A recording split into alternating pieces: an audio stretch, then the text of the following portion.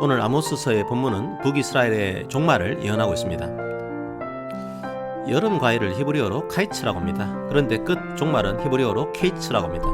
그러니까 아모스가 카이츠를 보고 있다고 하니까 하나님께서 케이츠가 무르익었다 이렇게 말씀하신 겁니다.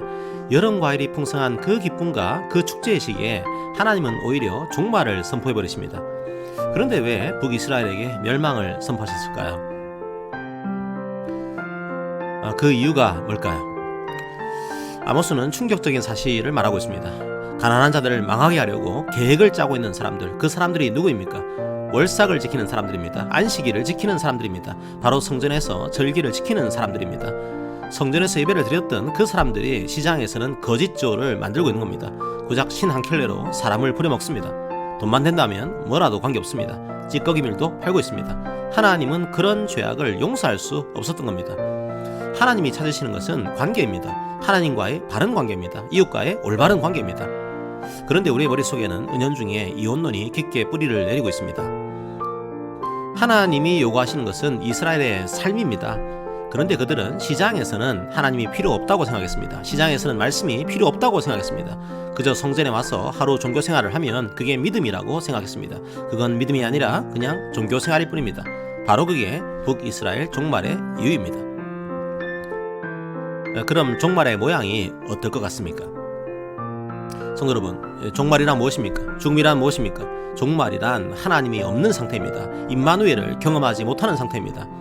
그런데 성경은 예수 그리스도를 말씀이라고 말합니다. 말씀이 기갈된 상태, 바로 그게 그리스도인들의 종말입니다. 그리고 하나님 말씀의 핵심, 하나님 사랑과 이웃 사랑이 없는 상태입니다. 바로 그게 교회의 종말입니다. 우리는 다를까요? 저는 사실 부끄러울 때가 많습니다. 알게 모르게 사회의 불의에 동참할 때가 있습니다. 그리고 저는 원치 않더라도 우리 사회가 쳐놓은 구조적인 제약의 거미줄에 걸릴 때도 많이 있습니다. 결국 다시 예수님의 십자가로 돌아가야 합니다. 우리가 뭐 그리 잘났습니까? 우리도 북이스라엘과 다르지 않은 사람들입니다. 하나님께서는 죄악을 절대로 잊지 않겠다고 하셨습니다. 그런데 그 죄악의 무게를 예수님께서 십자가에서 감당하신 겁니다. 그 은혜 때문에 살고 있는 겁니다. 주님의 사랑이 우리를 살렸습니다. 주님의 십자가로 우리가 영생을 얻은 겁니다. 그렇다면 이제 어떻게 해야 할까요? 우리는 여전히 넘어지고 쓰러집니다. 실패합니다. 우리는 연약합니다. 우리는 완전하지 않습니다. 우리도 말씀을 완전하게 지킬 수 없습니다. 하지만 완전하신 주님께서 우리의 죄악을 십자가에서 용서하셨습니다. 나를 용서하시고 나에게 생명 주신 그 은혜에 감사하면서 나아가는 겁니다.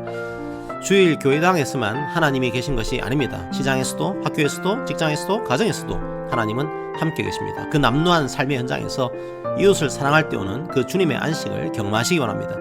실수할 수도 있습니다. 다시 일어서면 됩니다. 이 작은 교회당에서 말씀의 기갈이 아니라 말씀의 생수가 흘러넘치기를 기도합니다. 우리 일상에서 매일매일 이곳에 임한 하나님의 나라를 경험할 수 있기를 기도합니다. 아멘.